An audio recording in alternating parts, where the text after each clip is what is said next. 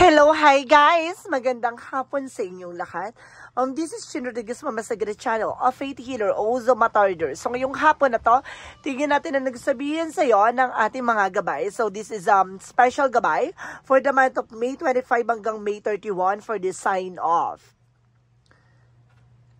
Cancer. So, Cancer, welcome to my channel. Ano kayang messages, advices, and spirit guides ang ating masasaga for today's video? Kanil kayang energy o kaganapan sa buhay ng mga Cancerian ang ating mahagilap. So, guys, this reading is a general reading namang hindi lahat makaka-resonate.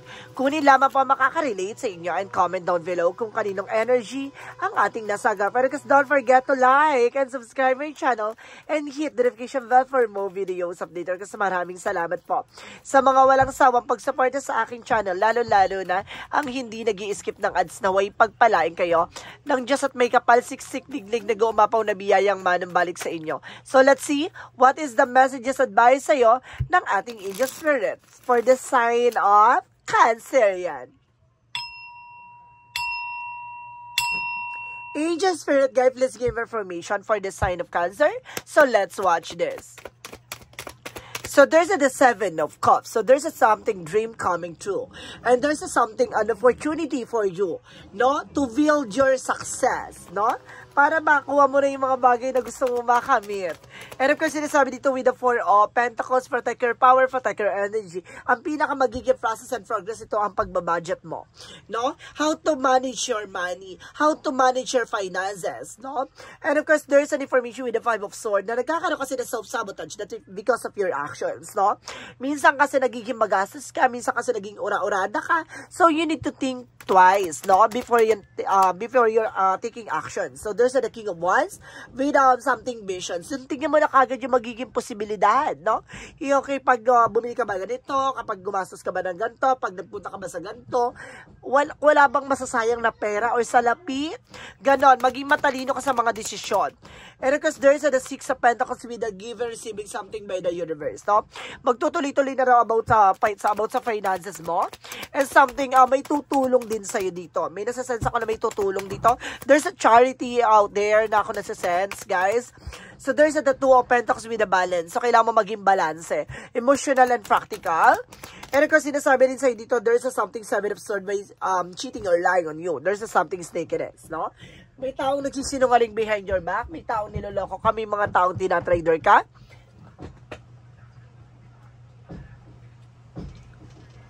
May taong, kumbaga, kumukuha na impormasyon sa'yo. At may mga taong manggugulo sa'yo. Ganon. No? Mag-isip-isip ka na. So, let's see what is the Four of Pentacles represent the Knight of Pentacles. So, there's a security. Maging secure ka about sa finances, guys. Ito yung sinasabi ko, diba? Pangalagaan at protectionan mo yung mga bagay na pinaghirapan mo. Kasi at the end of the time, ikaw lang din ang magsasuffer niyan. So, let's see what is the Five of Swords. And because there's an Eight of Cups with a letting go, no? Kailangan mo nga magstay away from a situation or something. Stay away from the toxic situation or something. Kailangan mo i-let go yung mga bad habits, no? Yung mga hindi magagandang eksena or ginagawa mo. So, let's see what is the King of Wands. Represent the Death card. So, there's an ending in your beginning. Ito na, matatapos na, magtatransform ka na being isang human. Charis, kumaga, magtatransform ka na bilang ano, no? Bilang isang, mamamayan. Parang gano'n. Kumaga, magiging matalino ka na no? Kumaga, hindi ka na basta-basta magpapabudol or hindi ka na basta-basta gagastos ng alam mong walang kabuluhan. There's a Six of Pentacles represent the justice will be served. So, see? Kumaga, naghihintay ka ng taong tutulong sa'yo or may mga taong tutulong sa'yo. This is a justice will be served. Yung hustisya. And there's a karma, guys. No? May nasasend ako dito na magandang kapalaran for you dahil din sa mga mabubuting kagagawan mo. Charis, sa mabubuting ginagawa mo sa tao. There's a Two of Pentacles. And of course, there's a high politician ako nasa-sense dito na maaaring nag-grow na tong tao na to. No? Parang meron ako dito nasa-sense na parang it's either mataas yung standard niya or mataas yung position niya na kumbaga nagmamayag pag siya ngayon, no? Maaaring kumbaga gumaganda na takbo ng buhay niya. Ganun, guys, no? I think it's politician, guys. And of course, there's The Two of Pentacles represent the Hierophant for a lesson learned. Basta matuto ka dito, no? So, there's an education and lesson learned na may mga bagay na dapat mong natutunan sa mga pinagdaanan mo, no? So, let's see what is the Seven of Cups and the Seven of Swords. So, there's a Page of Cups. Don't listen to your intuition. Makinig ka sa intuition mo. Malakas ang sense mo dito kapag alam mong niloloko ka. No, kapag alam mo, pinaiikot ka lang nila. Ganon. So, let's see what is the Four of Pentacles and the Nine of Pentacles. So, there's the Ace of Pentacles. So, big opportunities and big money. See? Dahil sa pagiging matipid at kuripot mo, eventually, this is the Nine of Cups with a secure. Magiging, siguro hindi naman kuripot. Siguro, iniingatan mo lang pinagtrabahuhan mo or pinagsikapan mo. So, there's the security na maaaring naging maayos ka at naging kumbaga secure ka sa mga bagay na pinaghirapan mo. There's an Ace of Pentacles with a new opportunities and big money coming in for you. No? So let's see what there's a new house ako nasa sense, guys, and a new business. Okay, so let's see what is the Five of Swords and the Eight of Cups. And of course, represent the Page of Pentacles for investment. So, there's something investment ka, guys. So, mag-invest ka sa sarili mo. There's something moving on na kailangan mo nang tigilan yung mga luho or mga bisyo or something na hindi magagandang, hindi naman nagsiserve sa'yo sa huli, no? Kung nag-aaksaya ka na ng panahon at oras dyan sa bagay na yan. So, there's an investment na matuto ka na, no? Kung saan ka mag-i-invest ng time, effort, pera, no? So, let's see what is the King of Wands and because of that card. So, there's a Knight of Wands with a resilience. So, there's something a final push. May mga bagay na kailangan pang ilaban, no? May mga bagay na kailangan mo pang gawin. So, there's a Knight of Wands for something, step by step, no? May mga bagay na kailangan mong maging mahinahon. Kumaga magtiyaga. So, the Six of Pentacles represent the Justice card.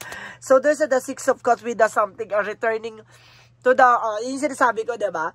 Yung kung ano yung ginawa mo siyang aanihin mo. So, there's something karma. Kung ikaw ay tumulong sa nakaraan mong eksena, so this is the moment na tutulungan ka ng langit. Ganon.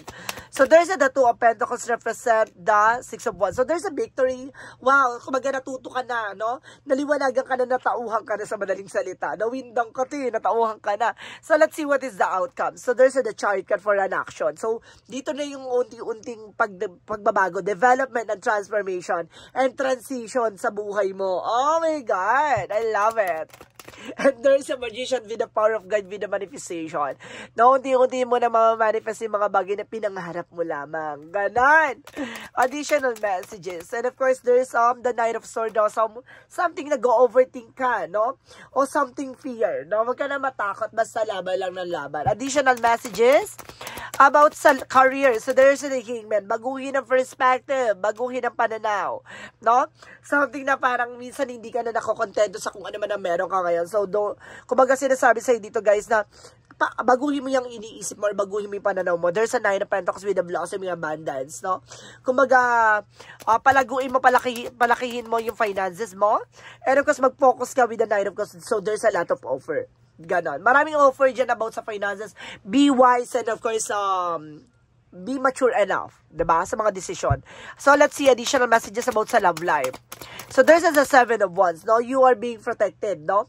Or either itong tao na to ay pinoprotektahan ka. At sinasabi dito, there's a Knight of Swords with a success driven, no? Ipapanalo ka niya. Ganon. Kumbaga itong tao na to, there's a mental activity na para pagdating sa mga bagay na gusto niyang gawin.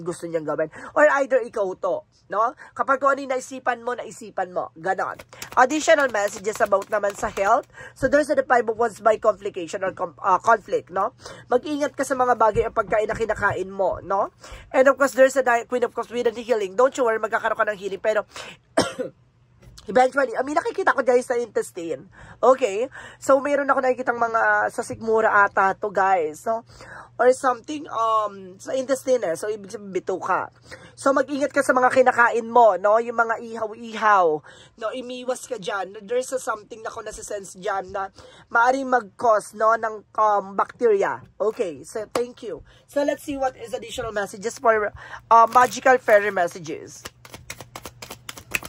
And there's an autumn, no? Harvest time. At the end of the time, mag-harvest ka. Lahat ng mga ginawa mo ay may kaakibat na kabutihan at kapakinabangan yan. There's you got the power. So, may kakayanan ka na para baguhin ang buhay mo. You have the power to change your life from the better and of course from the most. Ganon! So, let's see what is the synchronicities. So, let's see what is the synchronicities, guys. So, there's an in-tune na talagang may pagtatagpo or something, magiging masaya ka dito. No, there's a soulmate connection. Talagang magmamahal. There's a something kisses, no, guys. No, maaaring may something huling, may paghalik, something na parang muling ibalik ang tamis ng pag-ibig. Oh my God. Additional messages. May pag-ibig dito. No, kiibig na kaya. Ganun. And there's a sister, guys. No, may kinalaman din dito ang iyong sister. No, maaaring siya yung tulay or either siya yung may kagagawan. Ganon. Basta may kinalaman ng sister mo dito or maaaring siya tumulong sa'yo or something, a sign. No, there's a sign. So, let's see. A yin and yang oracle card represent limitation and fear. No, kumbaga dapat lilimitahan mo yung takot mo. Kasi takot ka sa rejection. So, eventually, talagang something na parang natatakot ka. Kasi ayaw mo ma-reject, ayaw mo matalo, ayaw mo mawalan. Ganon. And something na there's a north mode with purpose. Kumbaga lahat na mangyayari or ganap sa buhay mo is a purpose by God. And there's a transformation. Nababaguhin kayo ng mga karanasan or mga mangyayari sa'yo, no? Kumbaga dahil sa mga expectations, dahil sa mga gusto mo mangyari sa buhay mo ay babaguhin to. Diba? So, let's see what is additional angels answer. Helpful people, maraming taong tutulong sa'yo or may mga taong tutulungan ka. And there's a it's up to you. Nasa sa'yo na yan, no? Kung tatanggap ka ng tulong or hindi. And a year from now, so ngayon taon na to, no? Gaganda ang pasabog ng buhay mo. So let's see what is Archangel Michael messages. Archangel Michael messages sa believe and trust. So kailangan mo maniwala at magtiwala. Diba? So kailangan mo sabi na Archangel Michael magtiwala ka at maniwala sa kanya. At sinasabi na as the person that you're asking is about trustworthy. Yung taong kinakausap mo ay mapaari pa pagkakatiwalaan mo. Diba? So, let's see what is the chakra messages. For the chakra messages, represent what?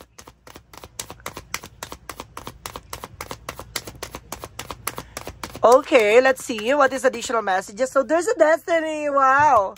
Well, there's a destiny to happen and there's an impatient. No, guys. Kumbaga, ito yung sinasabi ko dahil din sa, kumbaga, parang nawawalan ka ng kumpiyansa or something, napangihinaan ka ng loob, parang nawawalan ka ng, yun nga, no, parang gusto mo agad-agad, padalos-dalos, so yun, mag-ingat ka. And there's a destiny to happen talaga. May destiny dito, guys, ha. Kahit anong gawin mo talagang, nakalatag talaga ang mangyari sa'yo. And there's a forgiveness. Kailangan mo lang talaga ipagpatawad.